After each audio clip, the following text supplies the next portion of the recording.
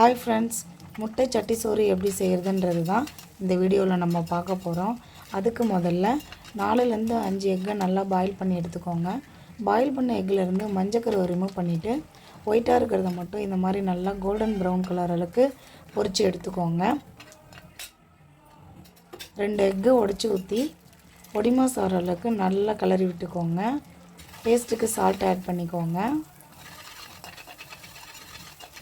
நல்லா பொடிமாஸ் மாதிரி வந்ததும் நம்ம ஏற்கனவே எடுத்து வச்சுருக்கோம் இல்லைங்களா, அந்த மஞ்சக்கருவை எல்லாத்தையும் நல்லா உடச்சி விட்டு நல்லா ஒன்று போல் கலந்து விட்டுக்கோங்க. இதில் கொஞ்சம் பெப்பர் பவுடர் ஆட் பண்ணுங்கள். அப்போ தான் அந்த மஞ்சக்கருவில் அடிக்கிற அந்த கவிச்சி அடிக்காமல் இருக்கும். சாப்பிட்றதுக்கும் டேஸ்ட்டு சூப்பராக இருக்கும். 2லேருந்து 3 வெங்காயத்தை பொடியாக நறுக்கி அதில் நல்லா கோல்டன் ப்ரௌன் கலர்களுக்கு நல்லா பொரிங்க. வெங்காயம் நல்லா வதங்கி வந்ததும் 2 பச்சை மிளகாய் ஆட் பண்ணிக்கோங்க. இப்போது ஒரு பெரிய சைஸ் தக்காளியை குட்டி குட்டியாக கட் பண்ணி அதையும் ஆட் பண்ணிக்கலாம். இப்போ பாருங்கள், நல்லா ஒன்று போல் கலந்து சூப்பரான கலரில் வந்திருக்கு.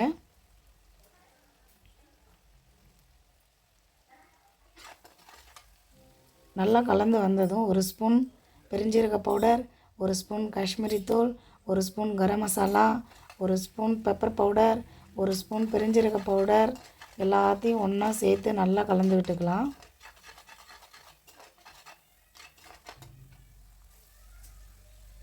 அந்த பச்சை வாசனை போகிற வரைக்கும் வதக்கிட்டு இப்போ ஏற்கனவே நம்ம பொரித்து வச்சுருக்கோம் இல்லைங்களா, ஸ்லைஸையும் பொடிமாசையும் நல்லா கலந்துக்குங்க. ஒன்று போல் கிளறி விடுங்க. அப்போ தான் ஒன்றோட ஒன்று கலந்து நல்லா மேரினேட் ஆகும். இப்போது நம்ம வடித்து வச்சுருக்க பாசுமதி அரிசி இதோட கலந்துக்கலாம். பார்க்குறதுக்கே எவ்வளோ சூப்பராக இருக்குது. நல்லா ஒன்று போல் கைவிடாமல் கலந்து விட்டுக்கோங்க.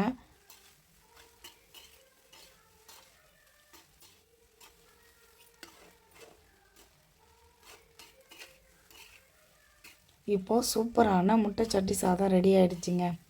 இது தாங்க இன்றைக்கி எங்கள் வீட்டில் லன்ச் ரெசிபி. மறக்காமல் நீங்களும் ட்ரை பண்ணி பாருங்கள். அவுட்புட் எப்படி வருதுன்னு எங்கள் சேனலுக்கு மறக்காமல் கமெண்ட் பண்ணுங்கள். அப்படியே எங்கள் சேனலை கொஞ்சம் சப்ஸ்கிரைப் பண்ணிவிடுங்க. ஓகே ஃப்ரெண்ட்ஸ், தேங்க்ஸ் ஃபார் வாட்சிங்.